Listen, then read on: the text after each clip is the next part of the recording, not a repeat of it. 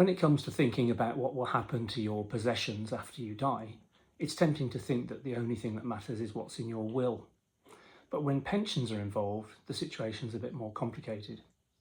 This week, a reader has written in saying that she and her husband have wills which leave everything to each other, except that she has a pension and she's designated that she wants that to go to her daughter.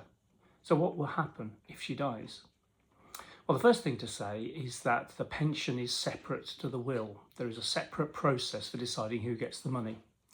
The reader has filled in what's called an expression of wishes form, which tells the trustees of the pension scheme who she would like the money to go to after her death. They're not obliged to follow that. It's called wishes, it's not an instruction. For example, someone might fill one of these forms in, then have a major family change, remarry perhaps, not update the form, and then the trustees would need to make a judgment as to whether to pay out to the original spouse or a new spouse. In other words, stuff changes, so the trustees need discretion to decide who gets the money. But in a simple, uncontroversial case where a mother has left a pension to her daughter and everything seems in order, the trustees would be very likely to follow this. That's true even if the will, in this case, leaves everything else to the husband. Now, the reader also asks about inheritance tax. And the rules on inheritance tax are that transfers between spouses and civil partners don't count, are exempt from inheritance tax. So the reader can leave everything, leaving the pension aside for a moment, everything else to her husband, and there'll be no inheritance tax.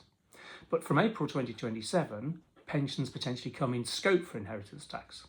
The good news is you have £325,000 of allowance against inheritance tax, plus another £175,000 if you're passing on a family home.